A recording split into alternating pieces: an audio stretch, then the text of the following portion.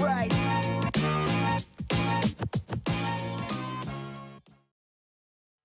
So yesterday, I took a 7.5 kilometer trail walk in the forest that you can see behind me.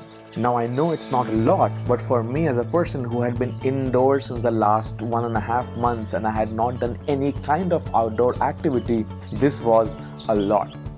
And as I was walking through the forest yesterday, it took me back to a fact that I had read a couple of years ago, and that was about cube-shaped watermelons that the Japanese grow.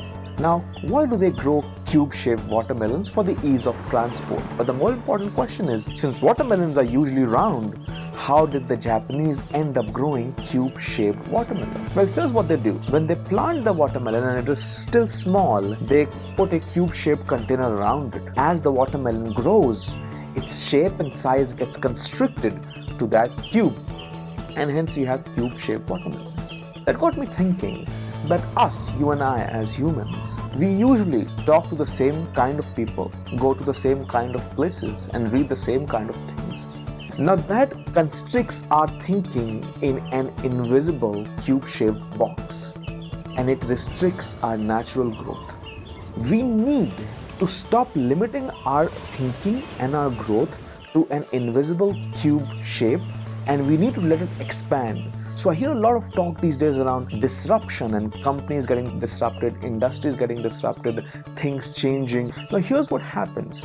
Because as people, we're doing the same kind of things every day and our thinking is restricted, somebody else with a fresh thinking is able to come and disrupt what we're doing. And the only way to insulate ourselves against disruption is to self-disrupt. Now what does that mean?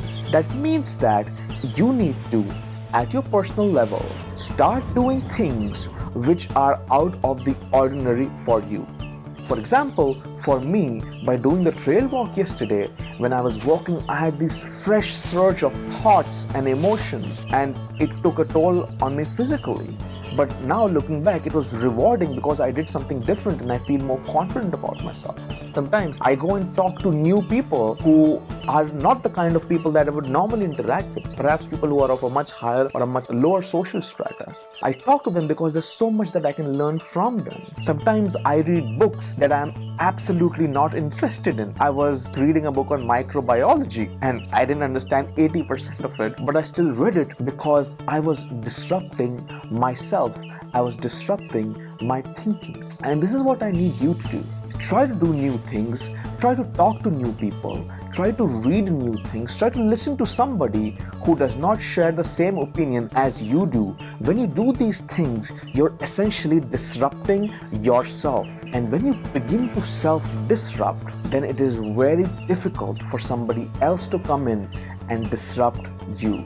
So the only way to insulate yourself against disruption is by disrupting yourself.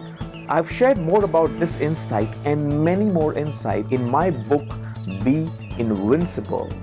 Get that book. The link is in the description below. And if you read it, let me know what you learned from it. I will see you in the next video.